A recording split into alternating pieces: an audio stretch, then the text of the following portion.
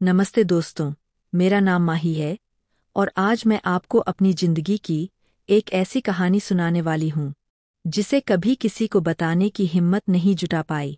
दोस्तों, मेरी उम्र 26 साल है और अब तक ना तो मेरी शादी हुई है और ना ही कोई रिश्ता पक्का हुआ है। मैं अपने पिताजी के साथ रहती हूँ क्योंकि 2 साल पहले माँ हमें छोड़कर चली गई। मेरा एक बड़ा भाई है पवन, जो मुझसे 3 साल बड़ा है और शहर में अपनी पत्नी के साथ रहता था। मेरी कहानी वास्तव में वहाँ से शुरू होती है जब पवन भैया ने अपनी पत्नी से अलग होने का फैसला किया। लगभग 1.5 साल पहले की बात है। तलाक के बाद वह हमारे घर वापस आ गया और फिर से हम तीनों में पापा और पवन एक साथ रहने लगे। सच बताऊं तो मुझे हमेशा से एक बात परेशान करती आ रही थी। जब भी मेरे लिए कोई रिश्ता आता, वह आगे नहीं बढ़ता, ना तो कभी सगाई तक पहुंचता और ना ही शादी की बात। यह स्थिति मुझे बहुत व्याकुल करती थी। मेरी उम्र की सभी सहेलियां ना सिर्फ विवाहित थी बल्कि उनके बच्चे भी हो गए थे और मैं अभी भी अकेली थी। ना कोई जीवन साथी, ना कोई विशेष अनुभव। अब मुझे ऐसा लगने लगा था कि मेरा समय बीता जा रहा है। इस विचार से मैं अक्सर अपने कमरे में अकेले बैठकर आंसू बहाती। मैं खुद से पूछती, ऐसा क्यों? क्या मुझ में कोई कमी है? मैं तो सुंदर हूँ, अपना ध्यान रखती हूँ, समाज में घुलती मिलती हूँ, फिर मेरे लिए अच्छे रिश्ते क्यों नहीं आते? कभी कभी तो मन में यह विचार भी आता कि शायद किसी ने मुझ पर कोई टोटका कर दिया है। इन सब विचारों से मैं मानसिक रूप से टूट रही थी। लेकिन जब पवन भैया अपनी पत्नी को अपना फ्लैट देकर हमारे पास लौट आया तो मुझे थोड़ा सुकून मिला। मुझे लगा कि अब मेरा भाई मेरा साथ देगा, क्योंकि अकेलेपन में मैं बहुत ऊब जाती थी। पापा तो शाम होते ही अपनी दवाइयाँ लेकर सो जाते थे और मैं अकेली बैठी रहती। हालांकि भाई और भाभी के तलाक से मुझे दुख भी था, क्योंकि मुझे भाभी बहुत प्यारी लगती थी। पवन भैया ने कभी नहीं बताया कि उनके बीच क्या हुआ था। बाद में पता चला कि क्या वजह थी। भाभी की अफवाहें फैलाने की आदत। वे हर किसी की बातें सुनती और फिर उन्हें इधर-उधर फैलाती रहती। लोगों ने जब पवन से इस बारे में शिकायतें की तो उसे बहुत ठेस पहुंची। पवन भैया ने कई बार अपनी पत्नी को समझाया, अपने घर पर ध्यान दो, दूसरों की जिंदगियों में झांकना बंद करो, लेकिन वह नहीं सुनती। हमेशा कहती, मेरी सहेली की भाभी के पति ने उसे नया फोन दिलाया। हमारे पड़ोसी अपनी पत्नी को शिमला घुमाने ले गए।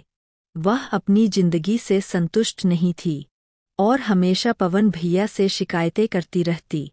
उस समय पवन भैया की आर्थिक स्थिति भी अच्छी नहीं थी, जिसे भाभी स्वीकार नहीं कर पाई और अंततः तलाक मांग लिया।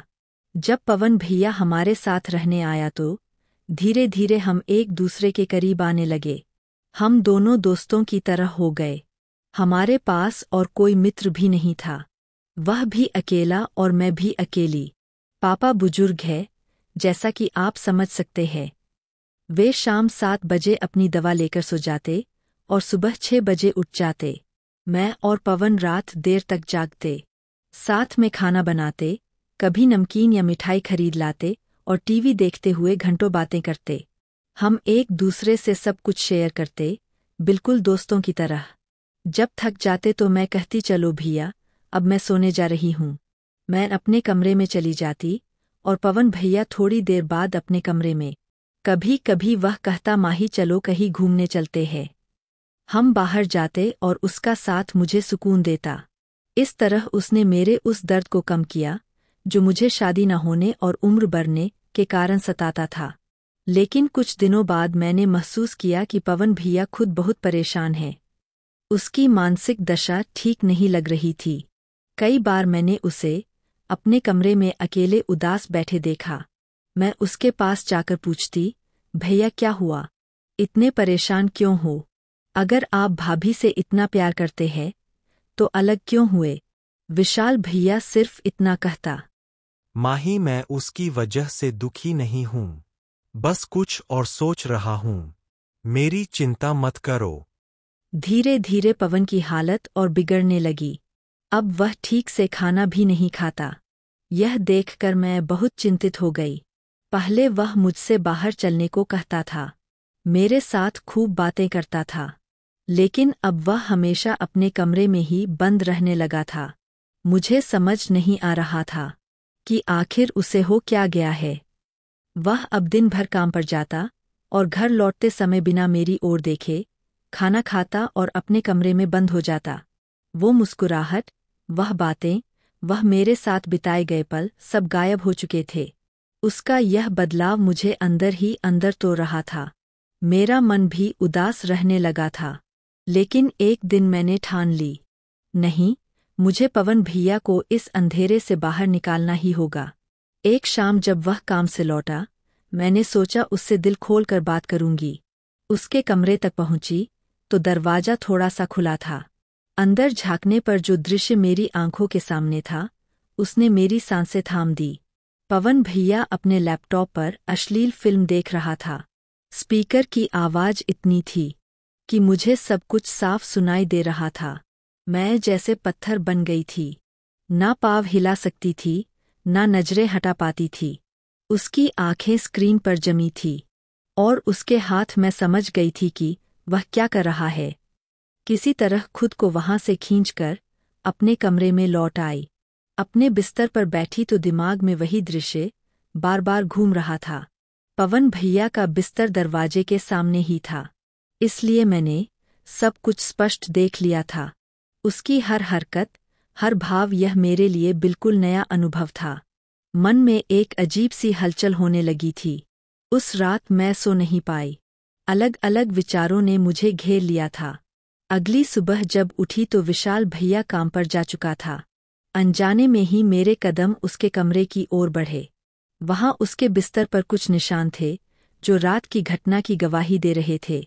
मैं समझ गई कि वह क्या कर रहा था। मेरे भीतर एक अजीब सा संघर्ष चल रहा था।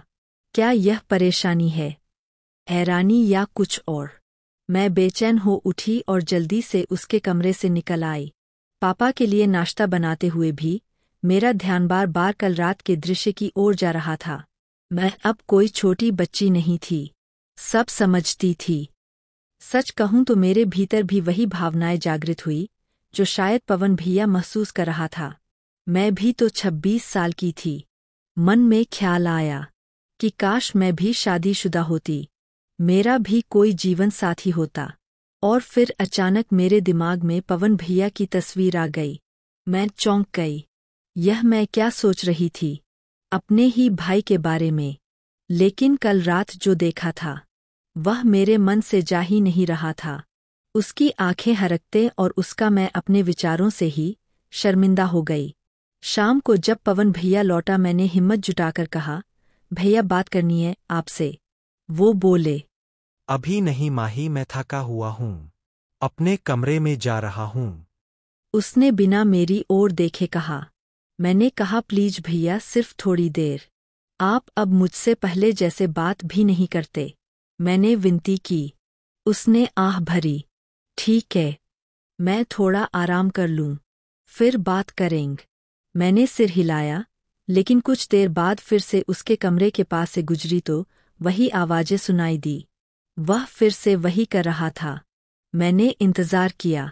जब वह बाहर आया, मैंने सीधे उससे पूछा, भैया आप कब तक ऐसे रहेंगे? मैं आपकी हालत देखकर बहुत परेशान हूँ। उसने गहरी सांस ली। माही, तुझे लगता है मुझे फिर शादी करनी चाहिए? मैं तंग आ चुका हूँ अकेलेपन से। मैं समझती हूँ भैया, मैं भी तो यही चाहती हूँ अपने लिए, मैंने धीरे से कहा। फिर भैया तुम अभी छोटी हो। उसने टालने की कोशिश की। मैं बोली, नहीं भैया, मैं छोटी नहीं हूँ, 26 साल की हो गई हूँ। फिर मैंने हिम्मत जुटाई और बोली, भैया कल रात मैंने आपको देखा था, वो फिल्में देखते हुए।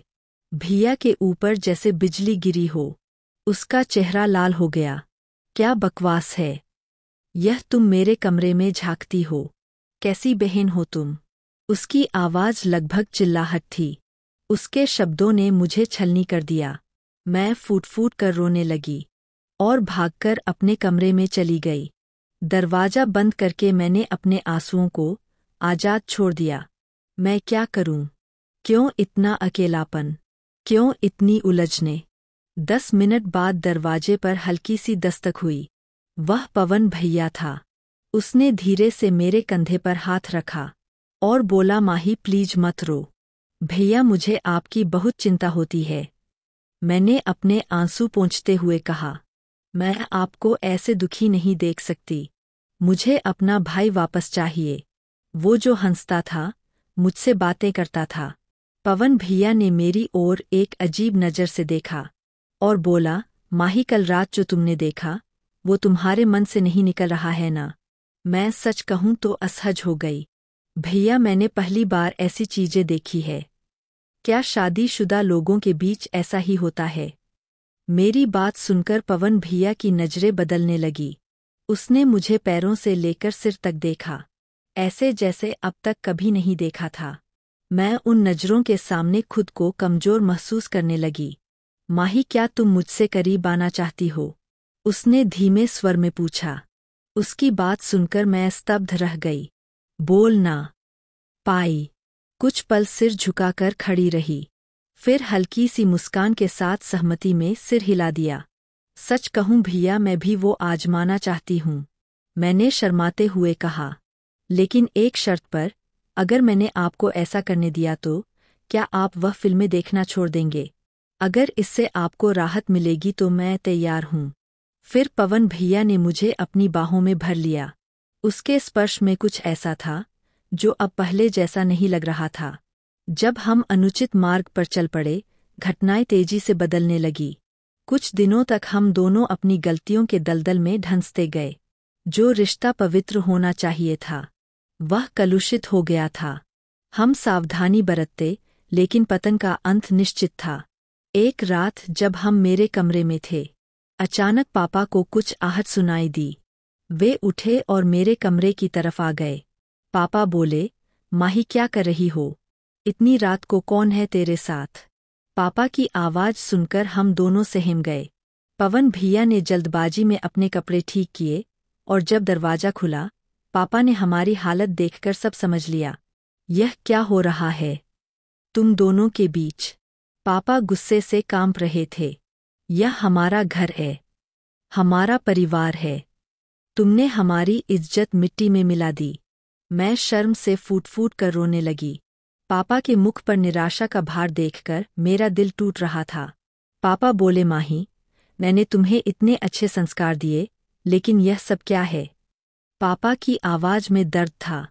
और पवन, तुझे अपनी बहन की इज्जत की भी परवाह नहीं। पापा के शब्दों ने हमें वास्तविकता का एहसास करा दिया। पवन ने सिर झुकाकर कहा, पापा मुझे माफ कर दीजिए। मैं बहुत परेशान था और गलत रास्ते पर चल पड़ा। मैंने भी बिलखते हुए कहा, पापा, मैंने भी बहुत बड़ी गलती कर दी, मुझे माफ कर दीजिए। पापा ने गहरी सांस ली। उनकी आंखों में अश्रु थे, लेकिन वे मजबूत बने रहे। अब यह सब बंद करो। मैं नहीं चाहता कि हमारे परिवार की बदनामी हो। इतना कहकर पापा चले गए, पीछे छोड़ गए अपने टूटे हुए सपनों का मलबा। अगली सुबह पापा ने पवन को घर छोड़ने का आदेश दिया। पवन, अब तुझे अपनी जिंदगी अलग बनानी होगी, और माही, मैं तुम्हारी शादी जल्द से जल्द करवाऊंगा। पवन ने अपनी गलती स्वीकार किया और दूसरे शहर में नौकरी ढूंढने चला गया। मैंने भी अपने भीतर के बुरे विचारों से छुटकारा पाने का संकल्प लिया। कुछ महीनों बाद पापा ने मेरे लिए एक अच्छा रिश्ता ढूंढ लिया। राहुल एक छोटी सी कंपनी में काम करता था। नेक दिल और समझदार इंसान थे। हमारी शादी हो गई और मैंने उनके साथ नई शुरुआत की। राहुल ने मुझे हमेशा सम्मान दिया, प्यार किया, और मैंने भी अपने अतीत को पीछे छोड़कर आगे बढ़ना सीखा। पवन ने भी एक अच्छी पढ़ी लिखी लड़की से विवाह कर लिया और नया परिवार बसाया। आज मैं राहुल के साथ सुखी हूँ। मेरे एक प्यारे बच्चे हैं और मैं अपनी गलतियों से बहुत कुछ सीख चुकी हूँ। अब मैं समझती हूँ कि परिवार की मर्यादा और सही मार्ग पर चलने से बढ़कर जीवन में कुछ नहीं है। कभी कभी हम भटक जाते हैं, गलत निर्णय लेते हैं, लेकिन सुधरने का मार्ग हमेशा खुला रहता है। मेरी कहानी एक गलती की नहीं बल्कि उस गलती को पहचानने और सुधारने की है। मिलन भी जीवन है और विरह भी जीवन है।